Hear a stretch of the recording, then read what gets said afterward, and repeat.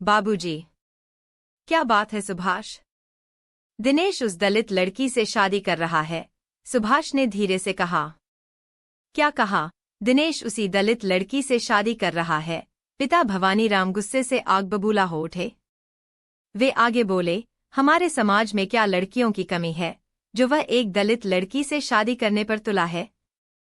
अब मेरी समझ में आया कि उसे नौकरी वाली लड़की क्यों चाहिए थी। यह भी सुना है कि वह दलित परिवार बहुत पैसे वाला है।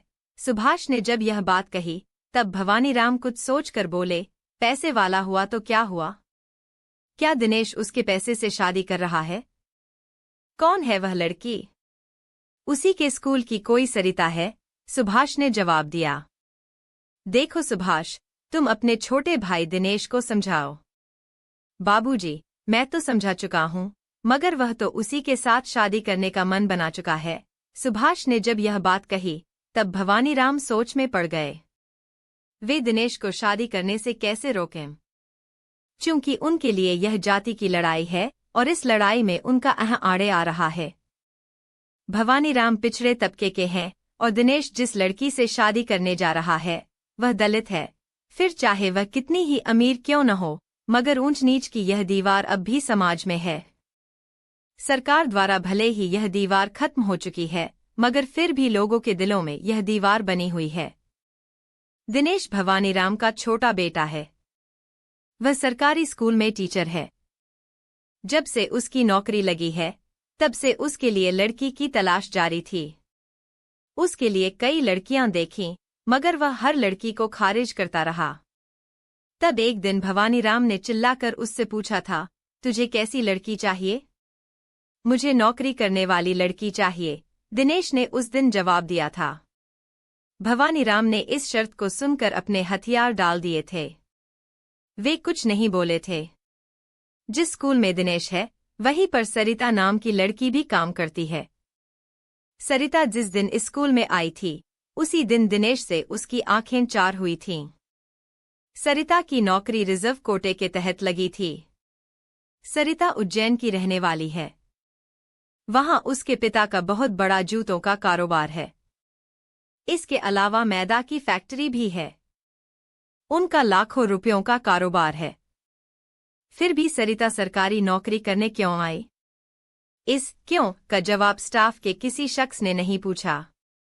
सरिता को अपने पिता की जायदाद पर बहुत घमंड था। उसका रहन-सहन दलित होते हुए भी ऊंचे तबके जैसा था। वह अपने स्टाफ में पिता के कारोबार की तारीफ दिल खोलकर किया करती थी। वह हरदम यह बताने की कोशिश करती थी कि नौकरी उसने अपनी मर्जी से की है।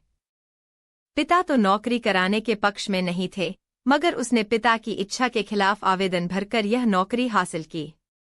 स्टाफ में अगर कोई सरिता के पास आया तो वह दिनेश था। ज्यादातर समय वे स्कूल में ही रहा करते थे। पहले उनमें दोस्ती हुई, फिर वे एक दूसरे के ज्यादा पास आए। जब भी खाली पीरियड होता उस समय वे दोनों स्टाफ रूम में बैठकर बातें करते रहते। शुरू में तो वे दोस्त की तरह रहे, मगर उनकी दोस्ती कब प्यार में बदल गई उन्हें पता ही नहीं चला। स्टाफ रूम के अलावा वे बगीचे और रेस्टोरेंट में भी मिलने लगे, भविष्य की योजनाएं बनाने लगे। ऐसे ही रोमांस करते 2 साल गुजर गए।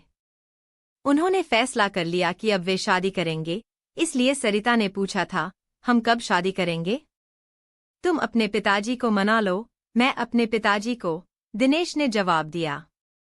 मेरे पिताजी ने तो अपने समाज में लड़के देख लिए हैं और उन्होंने कहा भी है कि आकर लड़का पसंद कर लो। मैंने मना कर दिया कि मैं अपने ही स्टाफ में दिनेश से शादी करूंगी, सरिता बोली। फिर पिताजी ने क्या कहा? दिनेश ने पूछा। उन्होंने तो हाँ कर दी, सरिता ने कहा। तुम्हारे पिताजी क्या कहते हैं? पहले मैं बड़े भैया से बात करता हूँ, दिनेश ने कहा। हाँ कर लो, ताकि मेरे पिताजी शादी की तैयारी कर लें, कहकर सरिता ने गेंद दिनेश के पाले में फेंक दी। मगर दिनेश कैसे अपने पिता से कहे? उसने अपने बड़े भाई सुभाष से बात करनी चाहिए, तो सुभाष बोला, तुम समझते हो कि बाबूजी इस शादी के लिए तैयार हो जाएंगे? आपको तैयार करना पड़ेगा, दिनेश ने जोर देते हुए कहा। अगर बाबूजी नहीं माने, तब तुम अपना इरादा बदल लोगे? नहीं भैया, इरादा तो नहीं बदलूंगा। अगर वे नहीं मानते हैं तो शादी करने का दूसरा तरीका भी है, कहकर दिनेश ने अपने इरादे साफ कर दिए। मगर सुभाष ने जब पिताजी से बात की तब उन्होंने मना कर दिया। अब सवाल यह है कि कैसे शादी हो। सुभाष भी इस बात से परेशान है। एक तरफ पिता है तो दूसरी तरफ छोटा भाई। इन दोनों के बीच में उसका मरना तय है।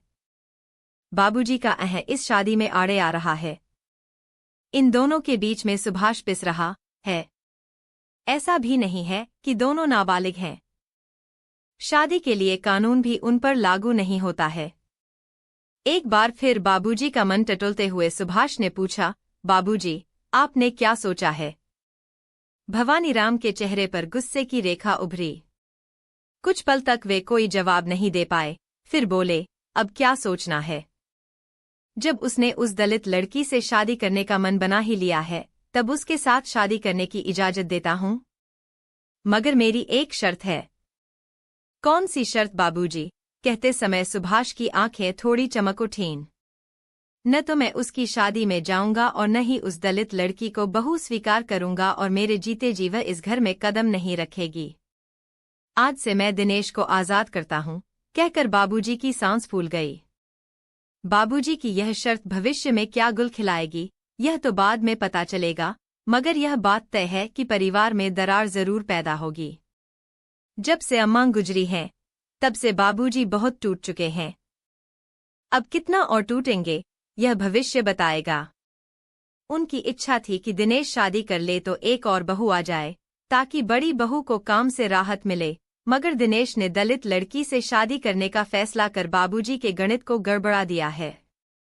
उन्होंने अपनी शर्त के साथ दिनेश को खुला छोड़ दिया। उनकी यह शर्त कब तक चल पाएगी, यह नहीं कहा जा सकता है।